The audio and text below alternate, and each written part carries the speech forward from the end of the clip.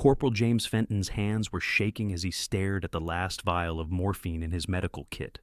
Around him, 17 wounded soldiers screamed in agony, their cries echoing across the blood-soaked sand of the Anzio beachhead. German artillery hammered their position relentlessly, and reinforcements weren't coming for at least 12 hours. He had one dose left, and 17 men who needed it desperately. What he did next would save dozens of lives, but could have gotten him court-martialed. He mixed that single vial with saltwater from the Mediterranean, creating a solution that defied every regulation in the Army Medical Corps handbook. The question wasn't whether he'd save them all, it was whether his gamble would kill them faster than their wounds. Before we carry on, please hit the subscribe button to make my day and let me know where you are watching from in the comments. The morning of January 23rd, 1944, began like every other miserable day on the Anzio beachhead for James Fenton. The 26-year-old corporal from Helena, Montana, had been a medic with the 3rd Infantry Division for 18 months, but nothing in his training had prepared him for the absolute hell of this particular stretch of Italian coastline. The Allied invasion force had landed here nearly a week ago, expecting to break through German defenses and march on Rome within days. Instead, they found themselves trapped on a narrow strip of beach, surrounded by enemy positions in the hills, with nowhere to go and no way to advance. James had been awake for 37 hours straight. His uniform was stiff with dried blood from the previous night's casualties. His medical bag was nearly empty, and his eyes burned from the constant smoke and dust that hung over the battlefield like a funeral shroud. He'd lost count of how many men he'd treated since the landing, how many he'd saved, how many had died in his arms despite everything he tried to do. The numbers blurred together after a while, faces becoming indistinguishable in the endless parade of suffering. The aid station where James worked was nothing more than a crater they'd lined with sandbags and covered with a tattered canvas tarp. It offered minimal protection from shrapnel and absolutely none from the cold January rain that had been falling on and off for days. The wounded lay shoulder to shoulder on the muddy ground, some on stretchers if they were lucky, most just wrapped in whatever blankets could be spared. The more critical cases went to the field hospital 3 miles behind the lines, but getting wounded men through the German artillery fire was nearly impossible. Most had to wait where they were, suffering through their injuries until either they stabilized enough to be moved or they didn't make it at all. Lieutenant Carson, the division's chief medical officer, had visited the aid station 2 hours before dawn. He was a stern man from Philadelphia, a career Army doctor who ran everything by the book and expected his medics to do the same. He'd inventoried their supplies with a clipboard and a frown that deepened with each count. 6 morphine syrets remaining, down from the 48 they had started with just 3 days ago. Bandages were running low. Sulfa powder was almost gone. Plasma was critically short. The resupply convoy that was supposed to reach them yesterday had been turned back by intense enemy fire, and nobody knew when the next one would get through. "Make it stretch, Corporal," Lieutenant Carson had said, his voice tight with the stress they all felt. "Division says we might not see another supply drop for 48 hours, maybe longer if this weather keeps up. Use the morphine sparingly, only for the worst cases. The ones who absolutely need it, or they'll die from shock." James had nodded, knowing what that meant. It meant men would suffer. It meant listening to soldiers cry for their mothers, beg for something to stop the pain, and having to tell them there was nothing left to give. It meant making impossible choices about who deserved relief and who would have to endure their agony with nothing but words of encouragement and a hand to hold. The German bombardment started at 0600 hours, right on schedule. The enemy had excellent observation posts in the Alban Hills overlooking the beachhead, and they used that advantage to rain hell down on the trapped Allied forces with methodical precision. High explosive shells screamed overhead and detonated across the American positions, sending up geysers of dirt and smoke and shrapnel. The ground shook with each impact. The concussions felt deep in the chest like a second heartbeat. James was checking on a sergeant with a chest wound when the first casualties from the morning barrage started arriving. 2 infantry privates carried their squad leader between them. The man's right leg mangled below the knee from a shell fragment. Blood soaked through the hasty tourniquet someone had tied above the wound, and the soldier's face was gray with shock. James got him settled on a stretcher, cut away the torn trouser leg, and assessed the damage. The tibia was shattered, the fibula completely severed. Bone fragments protruded through torn muscle and skin. The man needed surgery, needed it fast, but there was no way to evacuate him through the ongoing barrage. "Morphine!" the wounded soldier gasped, his teeth chattering despite the relatively mild temperature. "God, please give me something." James checked his medical bag. 5 syrettes left now. He'd already used one earlier that morning on a corporal whose arm had been torn off by a mine. The wounded squad leader was going into shock, his body shutting down from trauma and blood loss. Without morphine to calm him, to stop the panic response, he might die before they could get him to proper surgery. James broke the seal on a syrette and injected it into the man's thigh. The soldier's breathing began to slow almost immediately, the rigid tension in his muscles relaxing as the drug took effect. James dressed the wound as best he could, packed it with sulfa powder from their dwindling supply, and moved on to the next casualty. By 0900 hours, he'd used 3 more syrettes. A captain with abdominal shrapnel wounds, a young private whose face had been burned when his foxhole took a direct hit from a phosphorus round, a lieutenant who'd lost his right hand to machine gun fire during a failed patrol. Each time, James felt the weight of the decision, knowing that every dose he gave meant one less for the next wounded man who came through. At 10:30, the situation got dramatically worse. A German counterattack hit the forward positions of the 2nd Battalion, and within minutes the aid station was overwhelmed with casualties. They came in waves, carried by exhausted riflemen or crawling on their own, if they still could. Gunshot wounds, shrapnel injuries, broken bones, burns, everything that modern warfare could inflict on the human body, arrived at James Fenton's aid station in a continuous stream of suffering. James worked with mechanical efficiency, triaging each new arrival, directing the less critical cases to one side, focusing his attention on those who might die without immediate intervention. His hands moved automatically, muscle memory from months of experience guiding him through the procedures. Apply pressure here, tourniquet there, check for sucking chest wounds, elevate the legs for shock, bandage, move on, next patient, keep moving, don't think too much about it, or you'll fall apart. Private First Class Danny Rodriguez, a 19-year-old from San Antonio, helped James manage the flood of wounded. Danny wasn't a trained medic, just an infantryman who'd been assigned to aid station duty after taking shrapnel in his shoulder 2 weeks ago. He couldn't fight, but he could carry stretchers and hold down patients while James worked, and that made him invaluable. Danny's hands shook as he tried to start an IV on a delirious corporal, the needle slipping past the vein twice before finally hitting home. "I don't know how you do this," Danny muttered, his face pale as he watched James pack a sucking chest wound with gauze. "I'd rather face the Germans than this." "You get used to it," James lied, knowing he'd never truly gotten used to any of it. Every screaming soldier still made his stomach clench. Every death still felt like a personal failure. By noon, James had 1 morphine syrette remaining, just 1, and the wounded kept coming. The forward aid station for Charlie Company had been knocked out by artillery fire, so now James was covering 2 companies' worth of casualties with supplies meant for 1. 17 men lay in various states of injury around the crater, and every single one of them was in significant pain. Some had been given morphine earlier and were relatively calm, floating in the drug's merciful numbness. Others writhed in agony, biting down on leather straps or pieces of wood to keep from screaming. A sergeant named Marcus Hayes from Baltimore had taken a round through his abdomen, the bullet entering below his ribcage and exiting through his lower back. He was gut shot, and gut shot meant agony. His intestines were perforated, stomach acid and bile leaking into his abdominal cavity, creating a level of pain that James knew was almost unbearable. Hayes was a tough man, a veteran of the Sicily campaign, but even he couldn't maintain composure. He lay curled on his side, arms wrapped around his middle, making low moaning sounds that never stopped. "Fenton," he gasped when James knelt beside him. "You got anything? Anything at all? I can't take this much longer."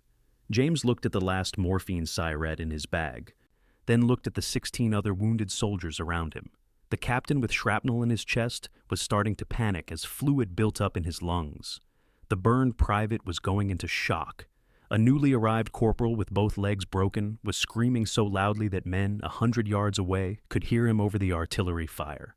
This was the moment that would define James Fenton's war, This was the decision that would haunt him or vindicate him, that would mark him as either a hero or a fool. He had 17 wounded men who desperately needed morphine, and he had enough for one injection. The resupply convoy might not arrive for another 12 hours, maybe longer.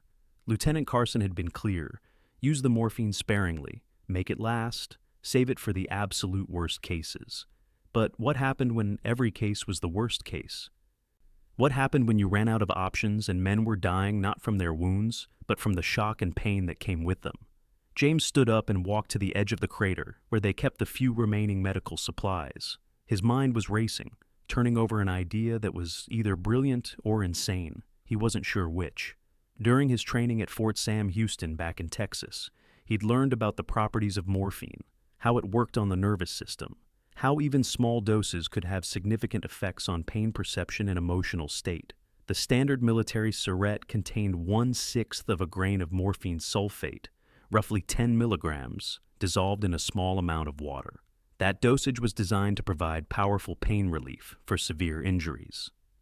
But James also knew that morphine didn't require that high a dose to have some effect. Even smaller amounts could help calm a patient, reduce their panic response, keep them from going into shock. The problem was that if you gave someone too little morphine, it might not help at all. There was a threshold below which the drug was essentially useless. But somewhere between useless and the full standard dose, there had to be a middle ground. There had to be a dosage that could help multiple patients instead of just one. James picked up a canteen of water, then hesitated. Regular water might not work. It wasn't sterile, and injecting contaminated water into wounded men could cause infections that would kill them just as surely as their injuries. But salt water, that was different. The ocean was right there, a few hundred yards away. And sailors had used salt water for emergency medical treatments for centuries. Saline solution was just sterile salt water, and the Army used it all the time for IV fluids and cleaning wounds. He walked out of the crater and down toward the beach, keeping low as shells continued to fall across the beachhead. The Mediterranean stretched out gray and cold under the overcast sky, waves lapping at the blood-stained sand where so many men had fallen during the initial landing. James filled his canteen with seawater, letting it overflow several times to make sure he had the cleanest water possible from below the surface rather than whatever was floating on top. Back at the aid station, he found an empty plasma bottle, one of the glass containers they used for blood transfusions. He poured the seawater through a piece of gauze to filter out any visible particles, then held up the last morphine syringe and studied it carefully. This was the moment of no return. If he used that syringe on Sergeant Hayes, one man would get relief and 16 would continue to suffer. If he went through with his improvised plan, he might be able to help all of them, or he might waste their last morphine on a failed experiment and help no one.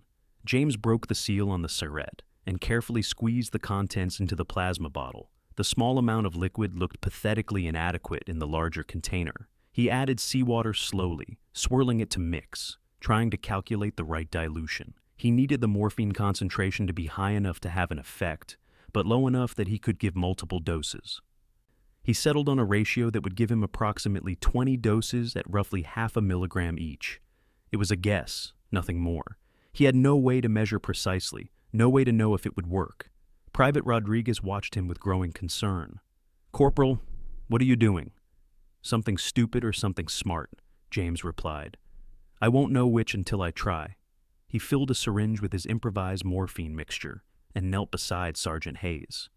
"Marcus, I need you to trust me. I'm trying something new. This isn't a full dose, but it should help take the edge off." Hayes looked at him through pain-glazed eyes. "Just give me something, Fenton. Anything." James injected the diluted morphine into Hayes' shoulder, then sat back and waited. This was the test. If his mixture was too weak, nothing would happen. If he'd miscalculated the dose, he might have just wasted their last morphine on a placebo. He watched Hayes' face, looking for any sign of change. 30 seconds passed. A minute. Hayes' breathing remained ragged, his face still twisted in agony. James felt his heart sinking. It wasn't working. He'd made a terrible mistake. Then gradually, something shifted. Hayes' breathing began to slow, just slightly. The rigid tension in his muscles eased a fraction. His eyes, which had been squeezed shut, opened and focused on James with a little more clarity. That's better," Hayes whispered. "It's not gone, but I can think again. I can breathe." James felt a surge of relief so powerful it made him dizzy. It was working. The diluted morphine was having an effect, not as powerful as a full dose.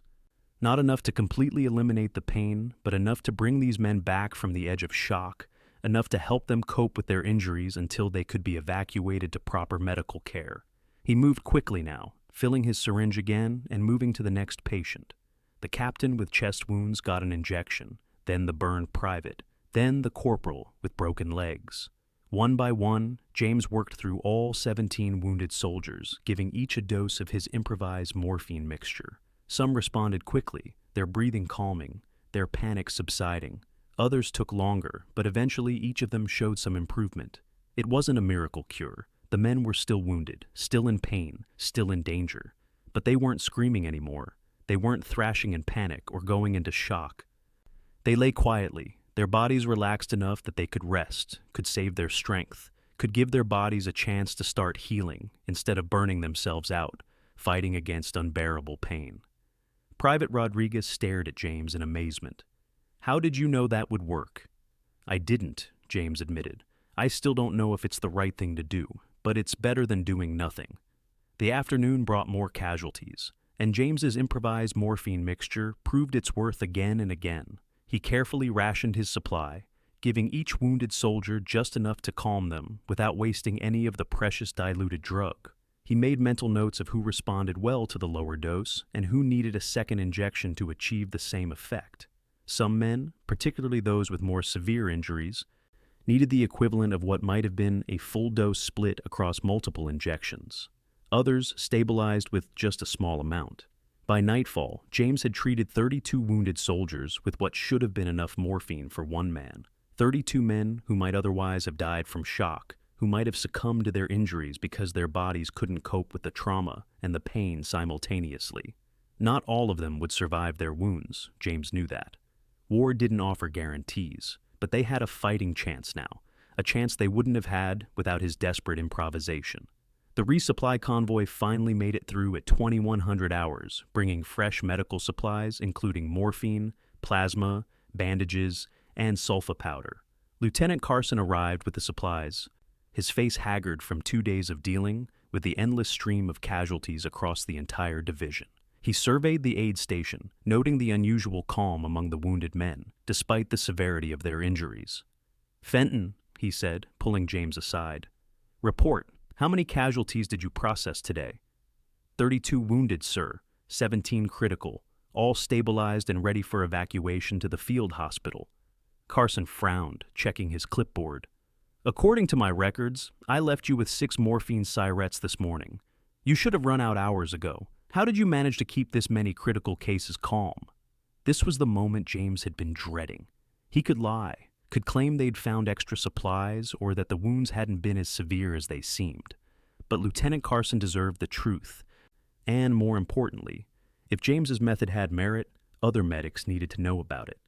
"Sir, I diluted the morphine with filtered seawater," James said quietly. "Created a saline solution with reduced morphine concentration. Used it to give smaller doses to multiple patients instead of full doses to just a few."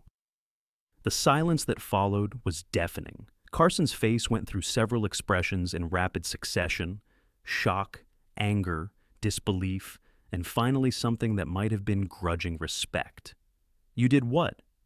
Carson's voice was dangerously soft. "Do you have any idea how many regulations you just violated? You administered an improvised, untested drug mixture without authorization. You ignored standard dosage protocols. You could be court-martialed for this, Corporal." "Yes, sir," James replied, standing at attention. "I'm aware, but I had 17 wounded men and 1 dose of morphine. I had to do something." Carson was silent for a long moment, looking at the wounded soldiers resting quietly around the crater. Some were asleep. Others lay with their eyes closed, their breathing steady and calm. Not one of them was screaming or showing signs of acute distress despite their injuries. The lieutenant walked among them, checking vitals, examining wounds, speaking softly to those who were awake. Finally, he returned to where James stood, waiting for judgment.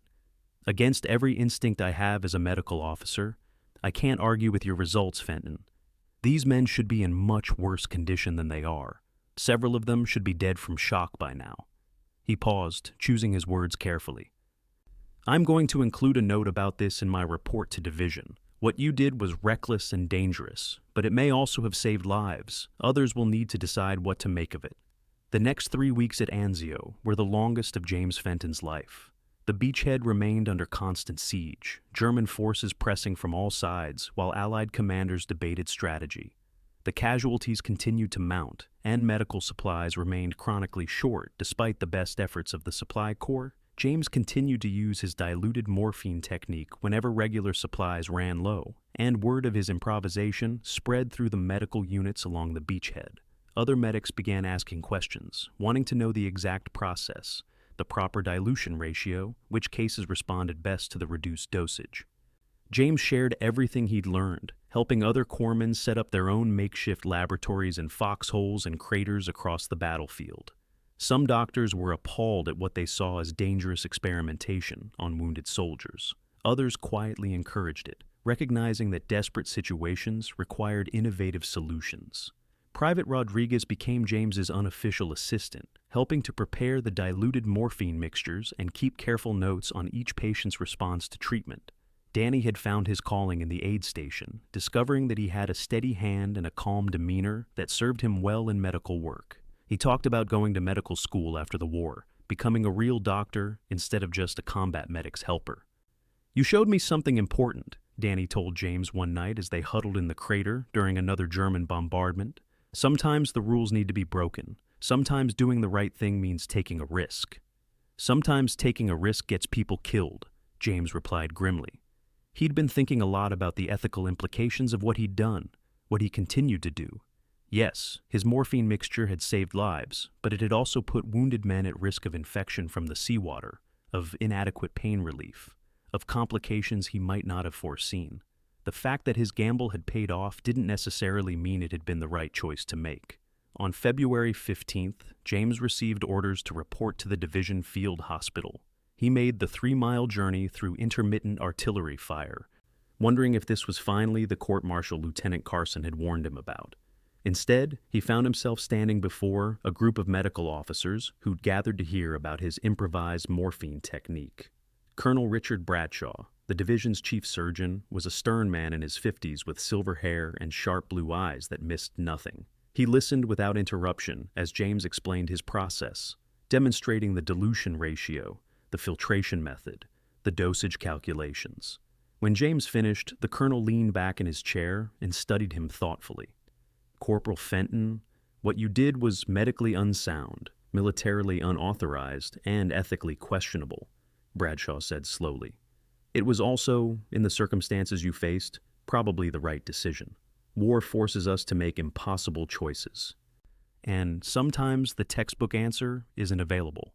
The colonel went on to explain that Division Medical Command had been studying James's technique, comparing outcomes of patients treated with diluted morphine versus those who'd received no morphine at all due to supply shortages. The preliminary results were encouraging. While the diluted doses didn't provide the same level of pain relief as standard morphine syrets, they did significantly reduce shock reactions and improve survival rates among critically wounded soldiers who might otherwise have died waiting for evacuation. We're going to include a provisional protocol in the medical field manual, Bradshaw continued, not as a replacement for proper morphine administration, but as an emergency measure when supplies are exhausted. You'll work with our training officers to develop proper guidelines for dilution ratios and administration procedures.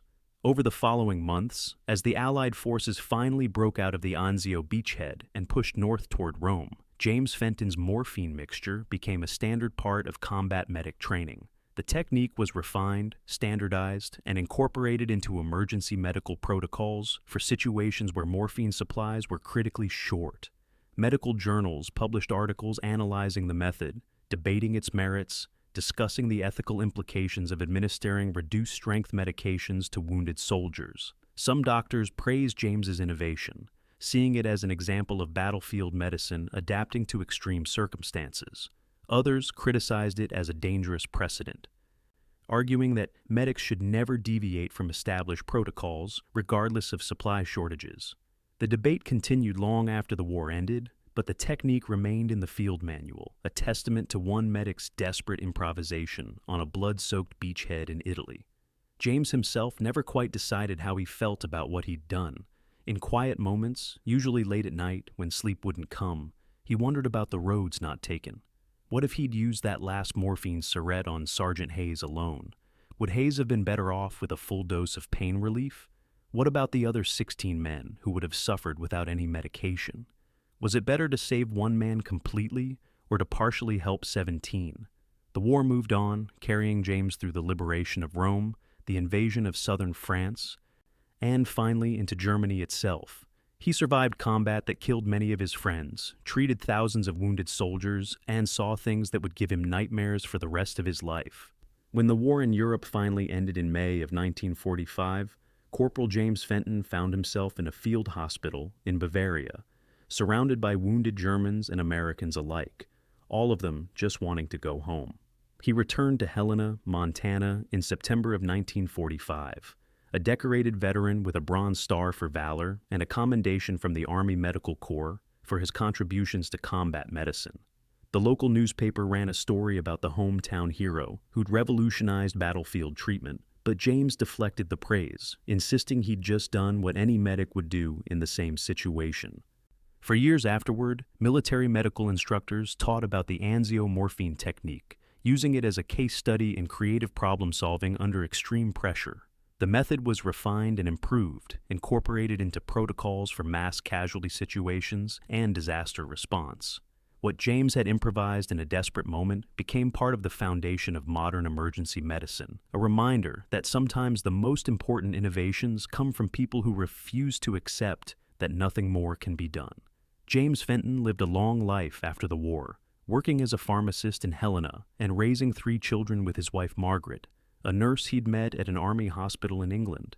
He rarely talked about Anzio, rarely mentioned the morphine mixture or the choices he'd made on that terrible day. But sometimes, when young medical students or military historians tracked him down to ask about his wartime experiences, he would tell them about the 17 wounded soldiers in a crater, about the impossible decision he'd faced, about the moment he chose to break the rules because following them meant watching men die. "I don't know if I did the right thing," he would say, his voice quiet with age and remembrance. "I just know I couldn't do nothing." Sometimes that's the only choice we really have, to try something, anything, rather than accepting that people will suffer because we're afraid to take a risk. James Fenton passed away in 1997 at the age of 79, surrounded by his family in the same house where he'd lived for over 50 years. His obituary in the Helena Independent Record mentioned his wartime service, his decades as a pharmacist, his devotion to his family and community. It mentioned the Bronze Star and the medical commendation, but it didn't tell the whole story of what happened on that January day at Anzio, when a young medic with shaking hands and one last dose of morphine made a decision that would save dozens of lives and change combat medicine forever. The morphine mixture technique he pioneered continued to be taught to combat medics and emergency responders long after his death, a lasting legacy from a moment of a desperate innovation. In medical schools and military training facilities, instructors still tell the story of Corporal James Fenton, the medic who diluted morphine with saltwater because he refused to choose which of his wounded soldiers deserved to live and which would have to die in agony. His story became a reminder that sometimes the greatest medical breakthroughs don't come from laboratories or research hospitals, but from the front lines where real people face impossible situations and choose to fight back against the darkness with whatever tools they have available. It became a lesson about courage, not the courage to charge into enemy fire, but the courage to try something new when the old ways aren't enough, to take responsibility for an unorthodox decision that might save lives or might end them. The crater at Anzio, where James Fenton made his choice, is long gone now, filled in and built over. The blood-soaked sand transformed into farmland and suburbs. But the impact of what happened there echoes forward through time, touching every combat medic who faces a similar impossible situation. Every doctor who must improvise when supplies run short. Every medical professional who learns that sometimes the most important thing isn't following the rules. It's knowing when to break them. James Fenton never considered himself a hero. He was just a young man from Montana who became a medic because someone had to do the job, who found himself in an impossible situation and did the only thing he could think to do. But in that moment of improvisation, in that desperate mixing of morphine and seawater, he created something that would outlast the war, outlast his own lifetime, and continue to save lives decades after that terrible day at Anzio faded into history. The wounded soldiers he treated that day, the ones who survived, they scattered across America after the war and built lives of their own.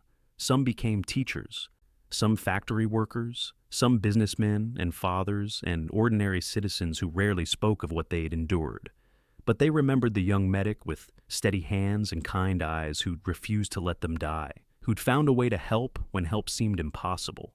They remembered the sting of the injection, the gradual easing of unbearable pain, the calm that allowed them to rest and heal and eventually go home. Sergeant Marcus Hayes, the gut-shot soldier who'd been the first to receive James's improvised morphine mixture, survived his wounds and returned to Baltimore, where he worked as a longshoreman for 37 years. He kept a photograph of his old aid station crew in his wallet until the day he died. And he told his grandchildren about the medic who'd saved his life with saltwater and genius and sheer stubborn refusal to give up. That, perhaps, is the real legacy of James Fenton's morphine mix. Not the technique itself, or the medical protocols or the journal articles, but the simple human truth that sometimes one person's determination to help can make all the difference. That when faced with impossible odds and inadequate resources, the answer isn't always to accept defeat, but to find a new way forward, to improvise and adapt and refuse to stop fighting for the people who depend on you. The story of Anzio is remembered for many things: the Allied landing, the German resistance, the months of brutal stalemate on the beachhead. But for those who study military medicine, for those who train the medics and corpsmen who serve in today's conflicts, Anzio also means something else. It means the place where one desperate innovation changed the rules, where a young corporal looked at 17 suffering soldiers and one dose of morphine and found a way to help them all. That's the story of how one medic's morphine mix kept a division alive at Anzio, the story of James Fenton, and a choice made in blood and smoke and desperation that echoes forward through time, teaching us that sometimes the most important thing we can do is refuse to accept that nothing more is possible, and instead find the courage to try something new.